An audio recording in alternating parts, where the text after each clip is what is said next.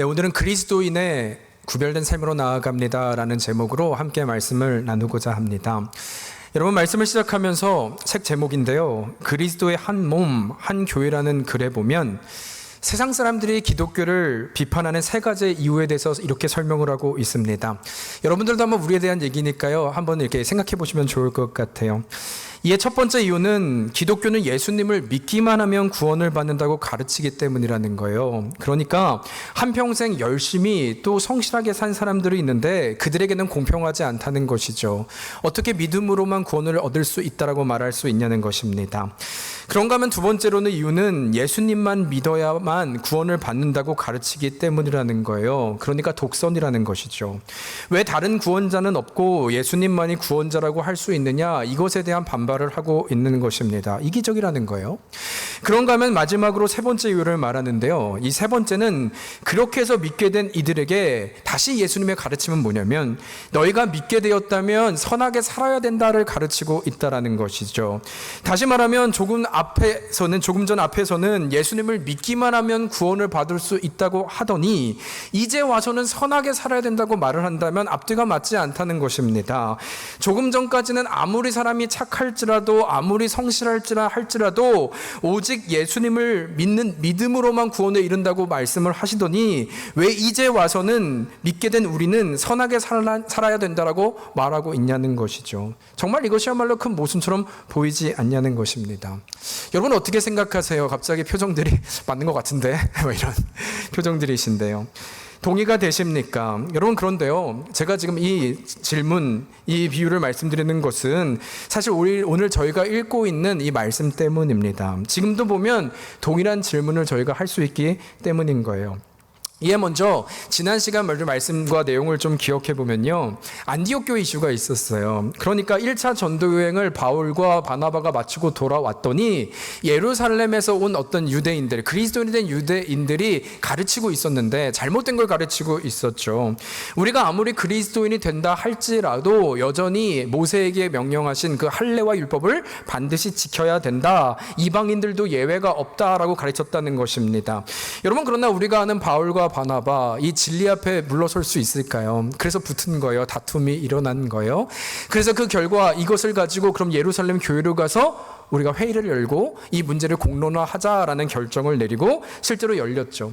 그리고 그 결과는 어떻게 됐습니까? 이에 가장 큰 역할을 했던 두 사람이 등장을 했는데, 지난 시간에 나눴던 베드로와 오늘 잠시 제가 설명할 야고보입니다. 베드로는 어떤 입장이었습니까? 그 엄중하고 심각한 이 자리에서 일어나 발언을 하는데, 지금으로부터 10여 년 전 일을 여러분들 기억하고 있지 않습니까? 저에게 일어났던 일들을 여러분 알지 않습니까? 로 시작하여 내가 지붕 위에서 기도하고 있을 때에 하늘로부터 환상이 있었죠. 3번이나 보여주셨죠. 어떤 부정한 음식을 나에게 내려보내주시더니 그것을 먹으라 말씀하신 거였어요. 그러자 베드로가 말했습니다. 하나님, 저는 이것을 먹을 수 없습니다. 이 부정한 것을 제가 취할 수 없습니다. 그러자 하나님께서 말씀하실 때, 내가 깨끗하다고 한 것을, 깨끗게 한 것을 너가 속되다 하지 말지어다 3번이나 말씀을 하시죠. 그리고 이것이 도대체 무슨 뜻이야? 라고 한 그 순간에 하나님께서는 이 베드로에게 이방인 고넬료를 만나게 하여 주셨어요. 그리고 그 순간 이제 우리에게, 베드로에게 임했던 그 성령이 그들에게 동일하게 임한 것을 베드로가 목격하게 되었다는 것입니다. 그래서 이들에게 설명하는 게 그거예요. 이들이 할례를 받았거나 열심과 어떤 행위로 인해서 어떤 율법을 지켜서 그 성령의 역사가 있었던 것이 아니라 우리에게 주셨던 그 마가의 다락방의 동일한 성령의 역사가 이 이방인들에게도 임했기에 오직 구원은 믿음으로 말미암아 가능한 것이다. 바울과 바나바가 맞다라고 선포하고 있는 것이죠. 그래서 지난주 11절에 보면요, 우리가 저희와 동일하게 주 예수의 은혜로 구원받는 줄을 믿노라라는 고백으로 회의가 끝나고 있는 거예요. 다시 말하면 결코 어떤 행위나 노력이나 공로가 아니라 오직 믿음으로 말미암아 구원에 이르는 것을 아주 분명하고 정확하게 말씀은 기록하고 있다는 것입니다. 여러분, 오직 구원은 믿음으로 말미암아 되는 줄 믿습니다. 네, 이것이 우리의 신앙 고백인 거예요. 또한 그런가 하면 제가 말씀드린 대로 지난주에 나누지 않았지만 이번에는 예루살렘의 이 교회의 담임 목사인 야고보가 일어나서 이번 발언을 하는 장면이 등장을 하는데요. 그런데 여기서 먼저 좀 참고로 말씀드리면 이 야고보가 누구인가 하면요, 예수님의 동생이에요. 그러니까 예수님의 동생은 어떤 존재였냐면, 여러분 한번 생각해 보세요. 성경이 기록하지만 한평생 내 형이었어요, 예수님은.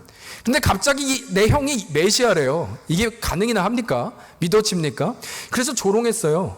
그래서 비웃었어요, 야고보가. 근데 내 형이 정말 죽더니 살아남을 목격한 거죠. 그의 인생이 완전히 바뀌게 된 것입니다. 이 확신으로 산 것이죠. 게다가 그뿐만 아니라 이 야고보의 가장 큰 특징을 또 하나 말하라면, 우리가 기억하는 야고보서 있잖아요, 신약에. 그 야고보서를 쓴 사람이 바로 이 야고보예요. 이 야고보서의 여러분 가장 핵심적인 구절을 기억하십니까? 그냥 믿음이 아니라 행함이 없는 믿음은 죽은 믿음이라고 말하고 있어요.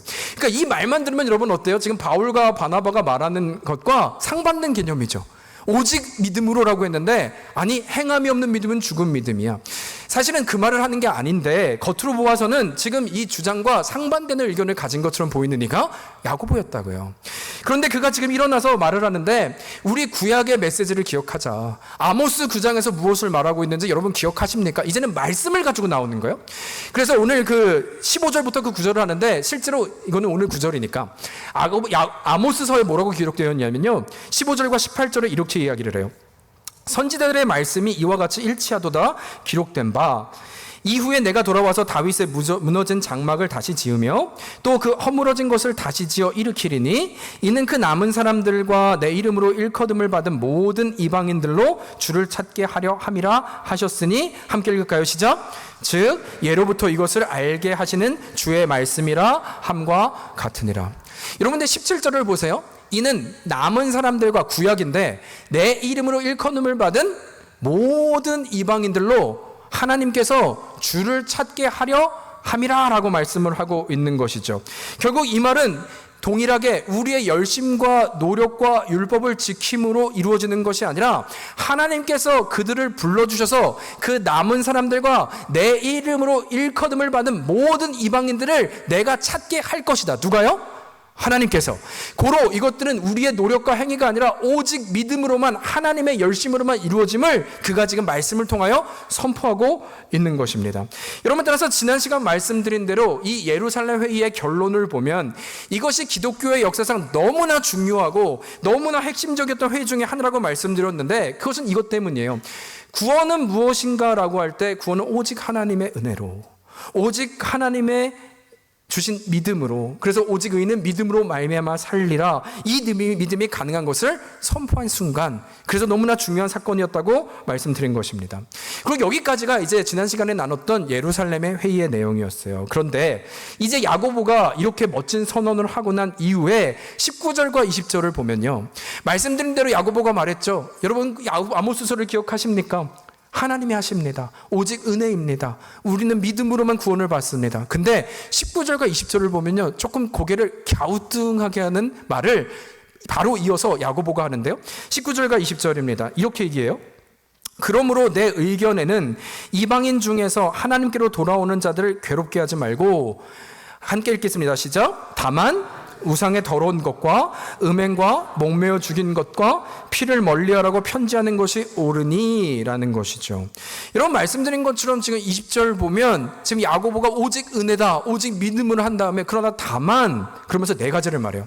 너희는 우상의 더러운 것과 음행과 목매어 죽인 것과 피를 멀리해야 한다라고 말하고 있는 것입니다.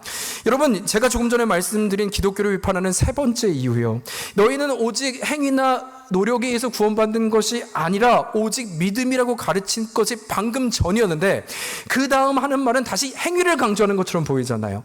우상의 더러운 것과 음행과 목매어 죽인 것과 피를 멀리하라. 여러분, 그렇다면 이것만큼 큰 모순이 어디 있냐는 것입니다. 이것이야말로 이해가 되지 않는 구절이죠. 도대체 야고보는 뭘 얘기하고 있는 것인가? 결론적으로 무엇이 맞는가? 지금 이 질문을 드리고 있는 것입니다.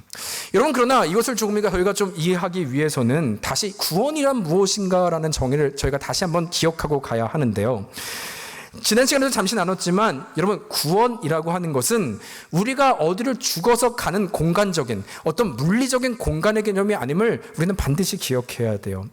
구원이라고 하는 것은 공간으로 어떤 천국이라고 하는 공간에 가는 것을 말하는 것이 아니라 우리의 상태의 변화부터 시작되는 거예요. 물론 우리가 하나님의 나라 가죠. 근데 그것이 그곳에 가서 구원을 이루는 것이 아니라 우리의 상태가 변하는 것, 우리의 존재와 신분이 변하는 것을 구원이라 말하는 거예요.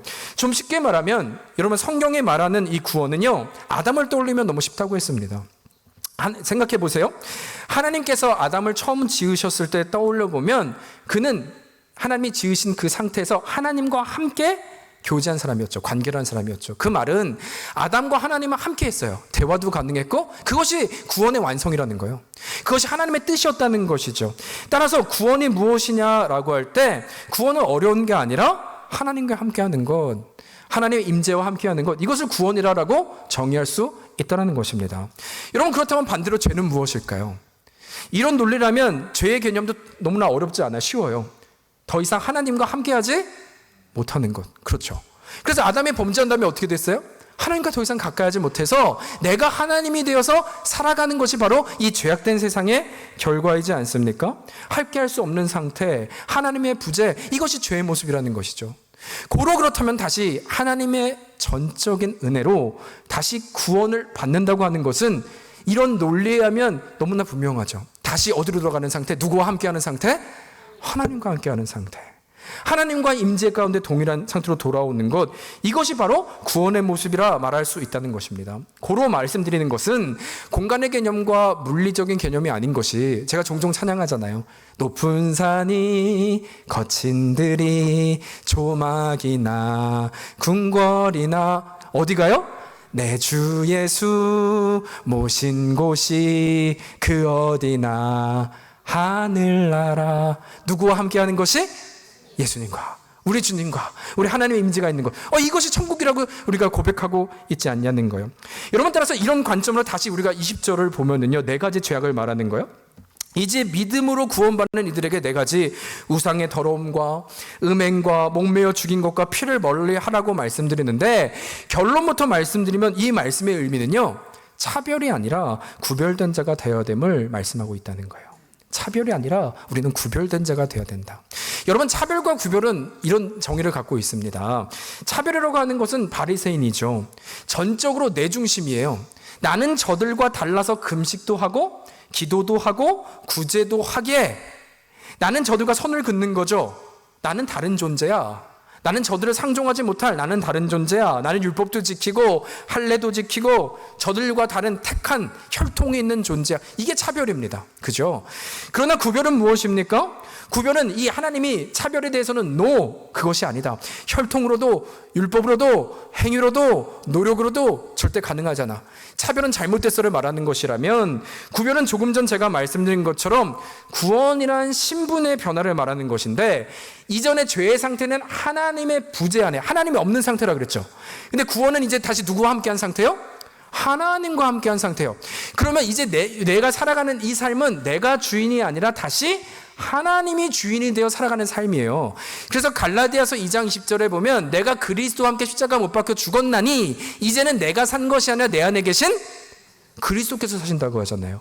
그래서 이제는 내가 주인이 아니라 하나님과 함께한 사람이 내가 되기 때문에 우리의 신분이 변한 것을 의미하고 있다는 것이죠. 여러분, 따라서 그러하게 우리의 구원된 정체성과 우리의 신분은요, 이제는 세상과 다른 신분이 되는 것이고, 내 안에 하나님이 살아계시기에, 여러분 20절 보이시죠? 이 구절을 다시 보면 다만 우상을 멀리하고가 아니고요, 우상에 뭘 피하래요? 더러운 것이라고 하죠. 여러분, 여기서 이 더러움이라고 하는 것은 너희가 어떤 죄를 짓지 말라고 하는, 더러운 죄를 짓지 마라고 하는 1차적인 말을 하는 것이 아니고요, 이 말을 정확히 집어서 얘기하면 왜 너희 삶에 하나님이 없는 것처럼 살아를 말하는 거예요. 우상이 아니라 우상의 더러운 것, 왜 그 더러운 웅덩이에서 계속 있어? 왜 하나님의 사람이 아닌 것처럼, 하나님이 없는 사람처럼 사느냐? 그 질문을 하는 것이죠. 어찌하여 너희는 저 애굽에서 어둠에서 불러내어 구원을 받았는데 다시 그 애굽을 그리워하고 죄수의 옷을 벗어 새 옷을 입었는데 다시 그 죄수의 옷을 입으려고 하느냐? 왜 하나님이 없는 사람처럼 오늘을 살아가려고 하느냐? 바로 그 질문을 하고 있다는 것입니다. 여러분, 따라서 말씀을 시작하면서 나는 이 기독교를 비판하는 세 가지 이유를 말씀드렸잖아요. 이런 관점으로 다 우리가 설명이 가능한데요. 첫 번째 이유를 말씀드렸죠. 첫 번째 그 비판이 뭐라 그랬어요? 어찌하여 행위가 아니라 믿음으로만 구원을 이룬다고 하냐. 이게 첫 번째 질문이었잖아요. 그러면 너무나 억울한 인생이 많잖아요. 선하게 사는 사람들은 뭐가 되느냐? 불공평하다. 그 질문입니다. 여러분, 그러나 이것이 우리가 변증할 수 있는 것은 구원이라고 하는 것 자체가 하나님과 함께 하는 거라면서요. 그러면 인간 가운데 그 누가 어느 정도의 노력과 행위로 말미암아 하나님과 함께 할 수 있는 환경을 만드는 사람이 가능할까요? 그렇게 만들 수 있는 존재가 어디에 있을까요? 어떻게 하면 그 하나님을 나와 함께 할 수 있을 정도로 우리가 선하게 살 수 있을까요? 의로울 수 있을까요? 이것은 불가능한 거예요. 어떤 분들은 이렇게 말하는 분도 있습니다. 마치 우리에게는 자유의지가 있어서 내가 구원을 선택하는 건 아닙니까? 선택할 수 있다고 생각하는데요. 여러분, 이것은 엄청난 착각입니다. 왜냐하면 여러분, 이 자유의지라고 하는 free will을 한번 생각해 보면요. 자유의지라고 하는 것은 내가 선택할 수 있다는 의미지 내게 능력이 있단 말을 하는 건 아니에요. 그러니까 여러분, 저는요 날고 싶어요. 저를 또 이상하게 보시는데 하늘 위로 좀 날고 싶어요. 저도 제 의지가 있어요. 자유의지가 있어요. 하늘로 날고 싶어요. 그러나 제가 하늘을 날고 싶다고 하는 이 자유의지가 말하는 것은 제가 하늘을 날 수 있다는 능력을 가진 건 아니라고요. 고로 여기서 말하는 구원도 동일하다는 것입니다. 내가 그것을 하나님 앞에서 구원도 마찬가지인 것은 하나님이 나와 함께 하시는 것이라면, 구원이 하나님이 나와 함께 하는 것이라면 그것이 내 의지와 내 노력과 이것으로 가능한 것인가? 내 의지와 노력으로 능력이 있어서 하나님과 나가 함께 하는 정도의 이 능력이 나에게 있는 것이냐 할 때 아니죠. 여러분, 하나님을 하나님이시고 우리는 피조물인데 어떻게 인간이 하나님을 컨트롤해서 우리의 노력으로 하나님과 함께 할 수 있겠어요? 이건 교만이죠. 불가능한 것입니다. 그런가 하면 두 번째, 그럼 왜 예수를 믿어야만 구원을 받냐? 왜 우리에게만 구원이 있냐? 왜 다른 종교에는 그것이 없냐라고 말할 때 이것도 너무나 당연해요. 구원이 뭐라고요? 누구와 함께 하는 거요? 하나님과 함께 하는 거예요. 우리 가운데 죄의 싹은 사망인데, 그러면 하나님과 함께하는 이 결론, 이 열매를 누구만 만들 수 있냐는 거예요. 당연히 유일하게 이 모든 구원의 계획, 사망의 길에서 사망의 강을 건너게 하시는 분은 하나님이 계획하신 하나님의 방법으로만, 하나님의 예수 그리스도를 통한 구속의 방법으로만 이루어질 수 있기에, 그래서 답이 없는 거예요. 그래서 예수 그리스도에게만 유일한 길이고 생명이 되는 것이지 우리 종교가 위대하다를 말하는 것이 아닙니다. 너무나 당연하잖아요. 주가 만드시는 방법으로만 하나님과 함께 동행할 수 있기에 이것이 가능하다는 것입니다. 그리고 세 번째, 마지막. 그런데 이렇게 구원받은 그럼 우리가 왜 다시 말씀을 지키고 선한 길을 가야 하는가? 이것에 대한 답을 말씀드렸죠. 차별이 아니라 뭐라고요? 구별이라고요. 그래서 여러분 25절과 26절 생략되어 있지만, 여러분 이것을 설명하는 것은 이 말씀을 통해서 보면 바울과 바나바가 이제 회의가 끝나고 다시 안디옥으로 파송하거든요. 이 회의의 결과를 가지고 가서 이제 알려주어라 하는데, 이 바나바와 바울에 대해서 예루살렘 교회가 어떻게 표현을 하고 있냐면 25절입니다. 이렇게 얘기를 해요. 함께 같이 읽을까요? 시작. 사람을 택하여 우리 주 예수 그리스도의 이름을 위하여 생명을 아끼지 아니하는 자인 우리가 사랑하는 바나바와 바울과 함께 너희에게 보내기를 만장일치로 결정하였노라. 여러분, 지금 바나바와 바울을 어떻게 설명해요? 예수 그리스도의 이름을 위하여 생명을 아끼지 아니하고 우리가 사랑하는 이라고 이야기를 하죠. 여러분, 생명을 아끼지 않는다는 거예요. 여러분, 이게 율법입니까?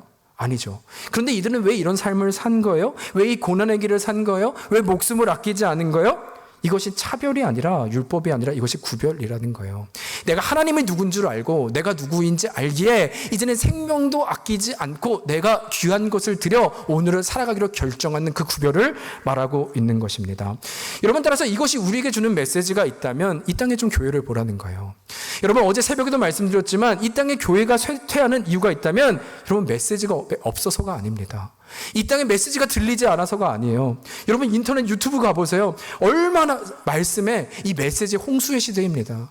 말씀은 조금만 알고리즘에서 쫙 뜨던데요. 없어서가 아니에요. 수많은 많은 목사님들 말씀을 쉽게 접할 수 있습니다. 그런데 메시지가 없어서라고요? 그렇지 않다는 거예요.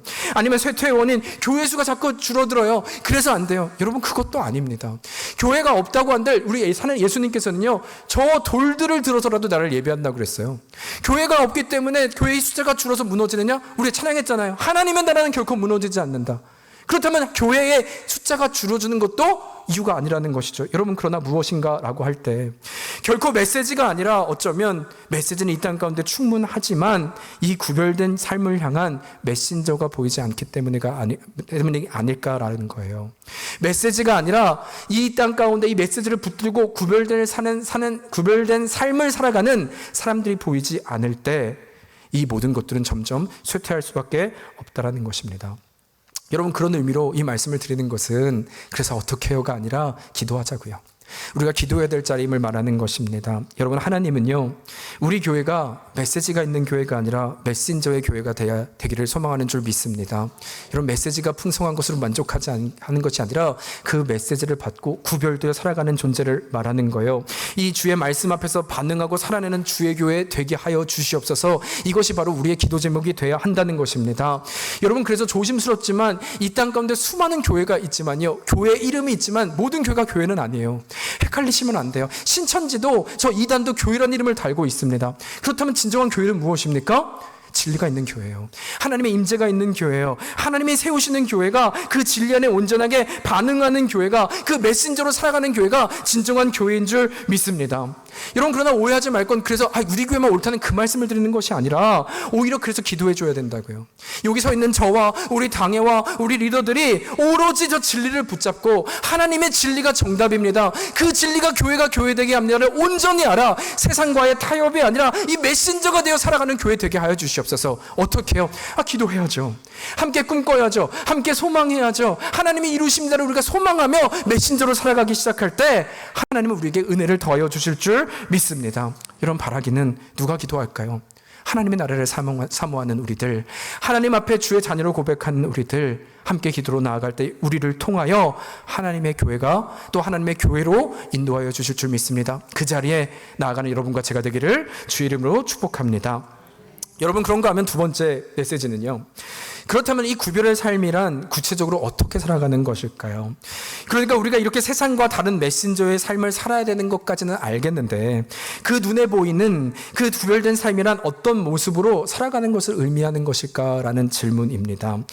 여러분 먼저는 이 답을 얻기 위해서는 우리가 좀 한 가지를 질문해야 하는데요. 그렇다면 우리는 무엇으로 이 구별된 삶을 증명할 수 있을까라는 질문을 반드시 해야 됩니다. 그렇다면 구별된 삶, 메신저의 삶은 무엇으로 우리가 열매가 보여질까라는 질문을 해야 돼요. 여러분 무엇으로 여러분의 구별된 삶을 증명하시겠습니까? 여러분 실제로 제가 왜 이런 질문을 드리냐면요, 조금 전 이 네 가지요, 멀리하라라고 우상의 더러운 걸 멀리하고 음행을 멀리하고 그 네 가지 있잖아요. 이 네 가지를 우리가 좀 살펴보면, 그렇다면 만일 이 네 가지 우상의 더러운 것과 음행과 목매어 죽인 것과 피를 멀리하는 것, 이것을 지키는 것이야말로 구별된 삶을 말하는 것이고, 지키지 않으면 구별되지 않다는 것을 의미하는 것일까요?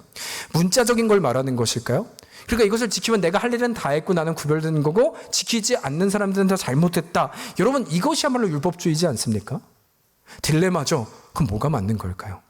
이것을 구별한 것을 지키려고 했는데 그것을 지키면 구별하는 것이고 안 지키면 아닌 것이고 막 벌써 복잡하잖아요. 뭔지 모르겠잖아요.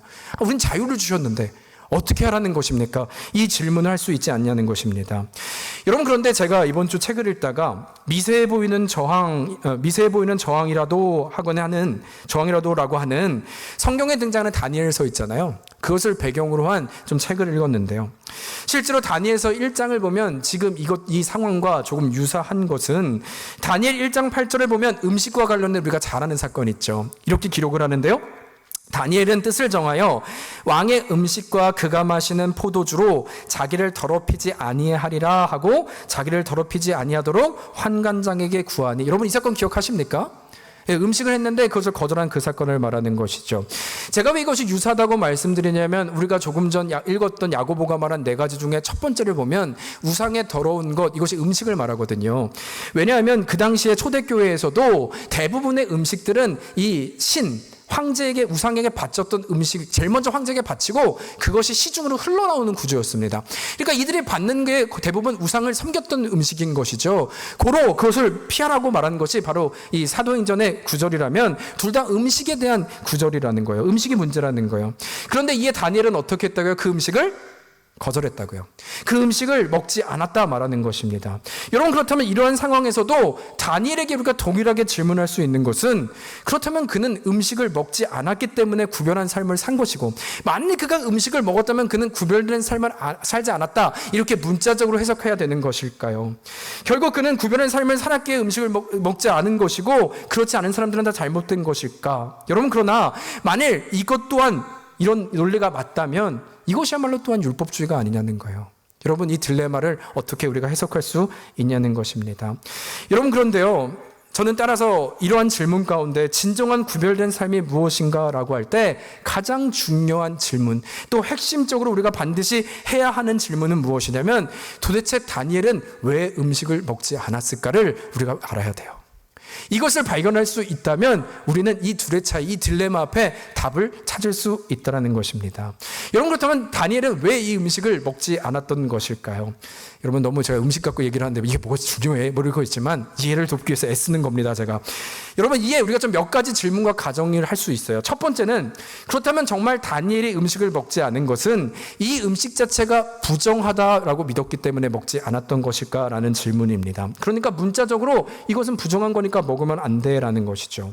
여러분, 그러나 이 논리가 맞지 않는 것은, 이게 문자적으로 이 음식이 부정하다라고 하면 이건 진리잖아요. 여러분, 진리는 변해요, 변하지 않아요? 변하지 않죠? 그러면 지금 여러분과 저는 큰일 나요. 특히 선지 드시는 분들 큰일 납니다. 왜냐하면 오늘 우상을 섬기는 것과 피를 멀리하라고 했는데 여러분 선지 드시잖아요. 참고로 저는 안 먹습니다. 네. 그러면 저는 거룩한 사람이에요. 이 말씀을 지켰으니까. 여러분, 우리는 말씀을 드릴 때 이건 시대적인 배경이잖아, 우린 자유하자로 하잖아요. 근데 그 진리라면서요. 그럼 피를 멀리 하셔야죠. 그럼 저는 그 피를 멀리했기에 오늘 거룩한 사람이 되는 것입니다. 이런 논리예요. 그러나 여러분, 디모데전서 4장에 보면 여러분, 하나님의 말씀은 다른 얘기를 할 수가 없죠. 동일한 하나님의 저자잖아요. 성경은 하나님의 감동으로 된 것으로 하나님이 쓰신 것이라면 뭐라고 말씀하시느냐? 하나님의 지으신 모든 것이 선함에 감사함으로 받으면 버릴 것이 없나니 라고 말씀하고 있는 거예요. 결국 결론만 말씀드리면 음식 자체가 문제가 아니라는 것이죠. 그럼 두 번째, 이런 가정이 또 가능합니다. 만일 다니엘이 음식을 거절한 이유가 음식의 내용이죠. 보니까 유대인들이 먹어서는 안 되는 부정한 음식이 거기 있었던 거예요. 여러분, 그러나 이것도 또한 만일 그러한 이유라면 유대인에게 허용되는 음식을 골라 먹으면 되잖아요. 그 음식이 안 된다면 소고기와 양고기는 되니까, 돼지고기는 안 되지만 소고기와 양고기는 되니까 그거 골라 먹으면 되는 것 아닙니까? 왜 굳이 채소만 먹었을 걸까요? 그것도 아니라는 것이죠. 여러분, 아니면 세 번째, 그렇다면 이 모든 것이 정결에 관한 율법이요. 여기 정결에 관한 율법이라는 것은 이방인들을 만져서는 안 됐거든요. 그러니까 이방인들을 접촉하면 이것이 죄가 됐기 때문에 이방인들이 만든, 손을 만진 음식이기 때문에 내가 거절한 것인가? 여러분, 그러나 이것도 아닌 것은, 만일 그러한 이유였다면요, 다니엘은 음식뿐만 아니라 이방인들과의 접촉도 삼가했어야 됩니다. 그런데 성경은 아니요. 그가 어디까지 올라가요? 이 포로된 자리에서 이방인들과 접촉이 있었다는 것이죠. 결국 이 모든 것이 아니라는 거예요. 또 마지막으로 한 가지만 더 말씀드리면, 많은 분들이 이 다니엘서 1장에서 가장 은혜 포인트가 뭐냐면, 이렇게 결정한 다니엘의 결과가 뭐냐는 거예요. 열흘 동안 금식을 하였더니, 채소만 먹고 살았더니 성경이 이렇게 기록해요. 열흘 후에 얼굴을 봤더니 얼굴이 더욱 아름답고 윤택하여 다른 소년들보다 더 좋아 보였더라. 그러니까 하나님께서 이 결과로 너희가 하나님께 마음을 정하면 어떤 결과가 있을지를 보여주기 위해서 그는 결정을 했다는 것이죠. 여러분, 그러나 이것 또한 사실 절대 감동의 포인트가 될 수 없는 것은, 사실 여러분, 저도 지금 살이 좀 쪄서 그런데 제가 맘 먹고 열흘 채소 먹잖아요. 난리 납니다. 네. 여러분, 저 말이 아니라 여러분도 채소만 드셔보세요. 디톡스요. 우리의 얼굴이 윤택해질 뿐만 아니라 반질반질해집니다. 여러분, 그런데 이것이 감동의 포인트가 아니라고 말한 것은 지금 그의 신분이 포로예요. 여러분, 포로에게 얼굴이 윤택해지는 게 무슨 의미가 있습니까? 얼굴이 아름다워져서 어쩌라고요? 그걸 가지고 하나님의 승리를, 여러분 이것은요 우리가 너무 성경을 비약하는 거죠. 오히려 질문하는 게 맞잖아요. 그래서 뭐가 달라졌는데? 채소를 먹어서 얼굴이 윤택해진 게, 그래서 그가 차라리 슈퍼맨이 되어서 느부갓네살 왕을 이겼다는 훨씬 더 말이 되지만, 그래서 뭐가 달라졌는데? 이건 감동의 포인트가 아니라 말장난에 불과하지 않냐는 것입니다. 의미가 없다는 것이죠. 여러분, 그렇다면 무엇이었을까요? 다니엘은 왜 이토록 음식을 거절했던 것일까요? 여러분, 그런데 저는 이 다니엘을 보면서 저에게 감동을 주는 포인트가 있어요. 그것은요, 그가 무엇을 했느냐가 아니라 그는 왜 이렇게까지 했을까라는 이 질문, 그리고 그 결정에 감동이 되는데, 무슨 이야기냐면 그가 이렇게까지 한 단 한 가지 이유는요, 그것은 바로 이 땅, 그가 머물고 있는 이 바벨론이라고 하는 강대국, 또 그 중에서도 이 느부갓네살이라고 하는 완전한 그 왕 앞에서 그 강력한 통치자라 있다 할지라도 나는 이 땅의 역사, 이 땅의 온 우주를 다스리시는 주관자가 누구이신지를 안다라고 하는 이 고백, 그가 누구인가라고 하는 그 질문 앞에 내가 오늘 살아가는 이와 나로 오늘 살게 하시는 분이 누구인지를 아는 그 선포하는 신앙과 고백으로 이런 결정을 했다는 그의 마음이 보인다는 것입니다. 다시 말하면요, 여러분, 그의 중심에는 이 음식이 우상에게 바쳐진 음식인가 아닌가의 여부가 중요하지 않았다는 거예요. 이것을 내가 먹으면 죄를 짓는 것이고 안 먹으면 구별되지 않는 인생, 구별된 자가 되는 것이라고 하는 이 율법적인 이유가 그에게는 없었다는 것입니다. 오히려 그가 이런 결정을 하는 것은 이 모든 사람들의 바벨론의 저 왕 앞에 무릎을 꿇는다 할지라도, 여러분, 마치 예수님께서 제자들에게 묻잖아요. 너희는 나를 누구로 아느냐? 그때 베드로가 대답하지 않습니까? 주는 저 로마의 황제가 아니라, 저 신전이 아니라, 그럼에도 불구하고 주는 그리스도시요 살아계신 하나님의 아들이십니다.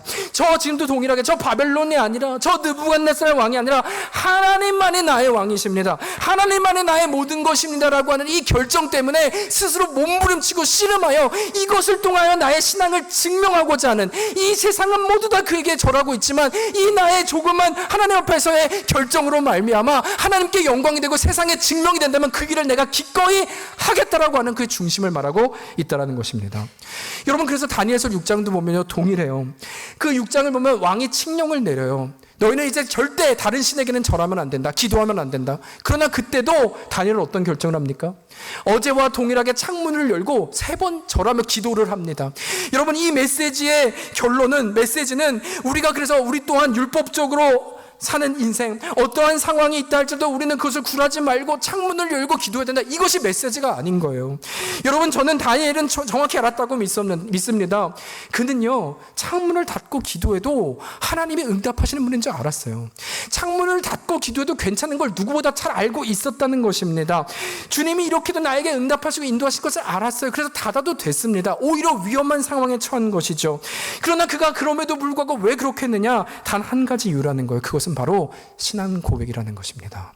그의 신앙 고백이라는 것입니다. 이 세상과 동일한 인생을 사는 것이 아니라, 이 세상은 그 앞에 엎드린다 할지라도 내가 믿고 내가 의지하고 왕으로 모신 주님이 누구인지를 증명하는 삶, 오히려 그것을 씨름하며 나아갈 때 그것이 나를 지키고 그것이 주 앞에 내 마음을 드리면서 몸부림치는 삶, 그 신앙의 고백 때문에 그는 그 자리까지 나아갈 수 있었다는 것입니다. 여러분, 따라서 그의 고백은요, 이것은 율법주의가 아니에요. 여러분, 이것은 율법주의가 아니라 하나님 보시기에 아름다운 그의 신앙의 고백이 될 수 있는 것입니다. 여러분, 귀한 거예요. 그리고 이것을 제가 왜 나눕니까? 우리의 고백이기 때문이에요. 구원된 우리가 걸어야 되는 차별이 아니라 구별의 길이 되어야 한다는 것입니다. 여러분, 그런 의미로 이제는 우리 자신을 함께 돌아보고 말씀을 마칠까 하는데요. 여러분, 이런 관점으로 본다면 우리 자리에 있는 우리 예배도 한번 생각해 봤으면 좋겠어요. 여러분, 예배라는 것을 한번 우리가 좀 고민해 볼 때, 먼저 좀 말씀드린 것은, 제가 좀 말씀드릴 때 오해하지 않으셨으면 좋겠는 것은, 여러분, 우리가 이 예배 앞에서, 저는 우리가 하나님 앞에서 하나님 믿는 것 중심이 중요하기에, 우리가 이 예배자로 산다는 것이라고 할 때 때로는 우리가 예배를 빠질 수도 있습니다. 또 여행도 갈 수 있고, 또 스포츠 때문에 빠질 수도 있고, 여러 가지 이유로 여러분 다 괜찮아요. 잘못됐다 말씀드리는 게 아닙니다. 그래서 우리는 율법주의자가 되고 다 지켜야지, 이걸 말씀드리는 것은 더더욱 아닙니다. 여러분, 그러나 그럼에도 불구하고 우리가 내가 누구인지라고 하는 이 질문 앞에, 내가 주 앞에 이제는 혼자가 아니라 주님과 함께하는 자임을 신앙의 고백으로 산다면, 여러분, 한 번쯤 우리는 이 예배 앞에서 몸부림치는 인생이 돼야 되지 않을까라는 질문을 드리는 거예요. 그래서 무슨 일이 있으면 너무나 아무런 고민 없이 예배를 빠지고 쉽게 결정하는 이것으로부터 한 번 정도는 좀 멈춰서 씨름해 봐야 되지 않을까, 그 말씀을 드리고 있는 것입니다. 여러분, 다시 한번 오해가 있을까 말씀드리지만 이런 질문 앞에서 율법주의, 그것을 말씀드리는 것이 전혀 아닙니다. 그러나 여러분, 한번 우리 자신을 살펴보면요, 우리 가운데 다른 사람에게는 너무나 기준을 잘 정할 때가 많아요. 저렇게 신앙생활하면 안 되지, 저렇게 하면 안 되지. 여러분, 그러나 정직히 보면 왜 다른 사람에게는 그렇게 잣대되는 게 쉬운데 우리 자신에게는 그렇게 관대할까요? 우리 자신에게는 왜 예배라고 하면 내 예배를 반드시 지켜야 돼, 이때는 왜 나에게 율법주의라는 잣대를 가려? 예배는 그런 게 아니잖아. 하나님은 내 중심을 원하시잖아. 하나님은 그런 분이 아니잖아. 자유해진, 나는 율법주의에 갇혀서는 안 돼. 왜 다른 사람에게는 그렇게 잣대를 잘 대면서 나에게는 이렇게 관대하냐? 이 질문을 드리는 것입니다. 여러분, 다시 한번 말씀드리지만 이래야지 그리스도인이 된다는 말씀을 드리는 것은 아닙니다. 그러나 우리의 신앙의 고백이요, 세상과 구별되며, 오히려 여러분, 세상이 묻잖아요. 그래서 당신이 믿는 하나님을 믿는 당신과 내가 다른 게 뭔데? 그래서 교회를 다니고 지금 예배를 드리는 여러분과 내가 다른 게 뭔데? 여러분, 이 앞에 우리가 뭐라고 답할 수 있겠습니까? 여러분, 뭐가 다릅니까? 세상도 이 세상 앞에 무릎을 꿇고 모든 사람들이 물질주의와 세계관에 살아가는 것이 이 세상의 모습인데, 우리도 그들과 구별되지 않고 우리들 그들과 똑같이 산다면 우리가 이 자리에 있는 이유는 무엇이고 무엇으로 우리의 신앙을 증명할 수 있겠는가 질문하고 있는 것입니다. 여러분, 지난주에 제가 한 번도 교회를 다니지 않은 분과 잠깐 얘기할 기회가 있었어요. 여러분, 교회를 다녀보지도 않고 본 적도 없는데 그분이 뭐라고 하시는지 아십니까? 제가 목사인 건 알아요. 목사란 말을 못하지만, 그런데 제가 교회 오란 말도 안 했지만 이런 말을 하세요. 교회 가면 상처받잖아요. 교회 가면 아프잖아요. 그래서 안 가요.